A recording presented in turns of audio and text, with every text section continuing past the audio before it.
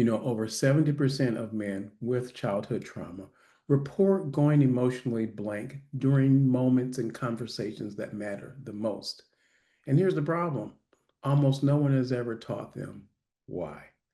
If this is you, this video is going to help to explain what's actually happening, what's going on, without actually blaming you. So let me ask you a question. If shutting down were a choice, would you have fixed it by now? So let's talk about something that happens to a lot of men, but almost nobody actually explains it clearly. So I want you to think of yourself, you're having a conversation with your loved one. So things are going okay. The conversation is manageable. The relationship feels pretty close. And here's this actual moment that matters. And then what happens? Suddenly you just go blank. You shut down, you disappear emotionally, your chest tightens, the words just vanish from your mouth, and your body feels heavy and distant. Now you're still there, but you're not really there. Now, later, when you're kind of rethinking and replaying this moment in your mind, you start asking yourself questions. You're like, why can't I just say it? Or why did I freeze? And then, why does this always happen when it matters the most to me? All right, so here's the first reframe, and I think it's pretty important for us to understand. First of all, this is not a character flaw. This is not emotional immaturity, and this is not weakness. This is a survival response. All right. And once you understand that, I'm going to say the shame is going to actually start to lose some of its grip. All right. Look, Ain't nobody got time for that. your nervous system doesn't care about communication skills, it cares about survival. So, what's really happening? What's the survival logic? So, your nervous system has one primary job, and that's to keep your butt alive. And so, it's not to make you confident, it's not to make you articulate, it's not to help you even have difficult conversations. That nervous system is to just keep you alive. So let's just say that when you were a child, especially if there was, let's say, sexual abuse or boundary violations or emotional betrayal or even chronic fear, your system learned something very specific. And it was this: when things get intense, when attention is focused on you, when emotions rise, it's just safer to ghost. It's safer to just disappear. And so your system adapted. Now, not consciously, not intentionally, but automatically. Okay, and so it learned to protect you through actual shutdown. Now, we're going to call this, you've heard of the different survival, we're going to say techniques that your body might use, fight, flight, but this is more of a freeze response. So it's not fight, it's not flight, but it's more of collapse. It's stillness. It's this internal withdrawal. But here's the part that most men never hear. Now, as a child, this response was brilliant, especially for what you were experiencing during that time. And so it was fighting and saying, wait a minute, I can't fight. That's not possible. Maybe I can't run. Or if I speak up and say something, it's just going to make things worse. And so your body did the smartest thing that it could do. It numbed the sensation, it quieted your voice, and it reduced your visibility. And guess what? That response kept you alive. All right. So, what's the problem with this, though? Well, the problem isn't that your system learned this, is that no one taught you that the danger has ended. All right. So, why is this showing up for us? I'm going to say in adulthood. So, when your nervous system doesn't track calendars, right? So, it's not like, okay, it's 2000, whatever, 26. It's not tracking all that. Your nervous system isn't. It doesn't know that you've grown up now. It doesn't know that you have options. And it doesn't know that the situation is actually different. So when adulthood brings moments that feel similar to that event that happened in the past, emotional closeness, or maybe conflict, or maybe vulnerability, intimacy, or actually being seen, or maybe just trying to respond quickly to the fire hose that's coming towards you. Your body reacts before your thinking brain even turns on. And so this is why when I'm working with guys, they'll say things like, man, I want closeness, but my body doesn't cooperate. Or I don't know why I go cold when things seem to get real. All right, let's be 100. So here's a counterintuitive truth. You don't shut down because you don't care. You shut down because caring wasn't safe. So at some time in your life, actually caring wasn't safe.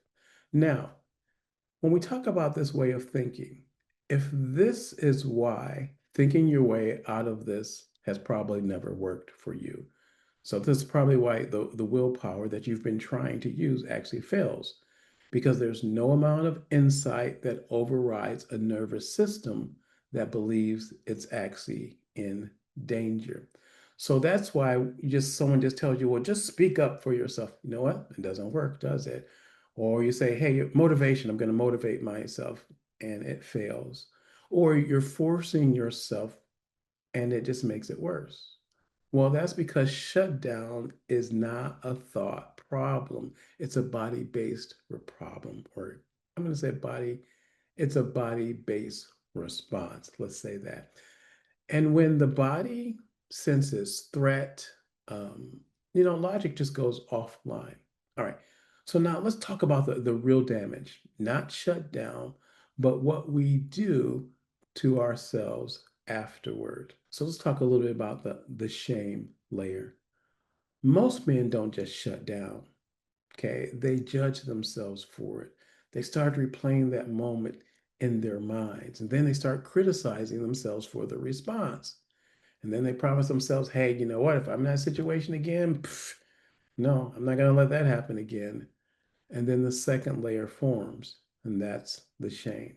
So now instead of saying my system froze, it becomes what's wrong with me?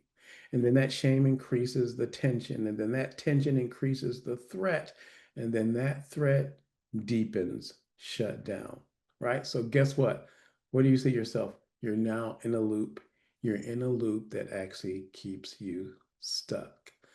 Not because you aren't trying, but because you're fighting the very system that once saved you. All right. So, what if shutdown isn't the enemy? What's the reframe that could possibly change something in our lives? Well, here's the reframe I want you to understand. Shutdown is not the problem. Shutdown is information. All right. So notice how we're looking at that from a different perspective. So what does shutdown, if it's information, what does it tell you? It tells you that your system feels overwhelmed, or the information is telling you that, hey, something feels unsafe. Or maybe it's just telling you that, you know what, we've exceeded capacity. We just can't take any anymore. So instead of me asking myself, why did I freeze? That might not be, I'm going to say, the best question to ask. Maybe I should try this. So, what felt like it was too much, too fast? Because, see, healing doesn't start with forcing expression, it starts with actually building capacity. All right, so let me show you how to do that without, I'm going to say, pushing or really forcing yourself. And I call this the 10%. So this isn't about fixing shutdown, but it's about working with your actual system. So when you feel those early shutdown signs starting to come, so that means you might have to do a body scan. And so you're noticing that your chest is getting a little bit tight, or your mind is starting to go blank, or you're getting shallow breath, or maybe you just got this urge to ghost, to just disappear. Your job is not to really push through it, but your job is just to stay 10% more present than your system actually wants to be. Okay, so what might that look like? What might that mean? Okay, so maybe now 10% is just you take one slow breath. Or maybe that 10% is instead of trying to explain everything in this giant, we're going to say diatribe, you just give them one sentence.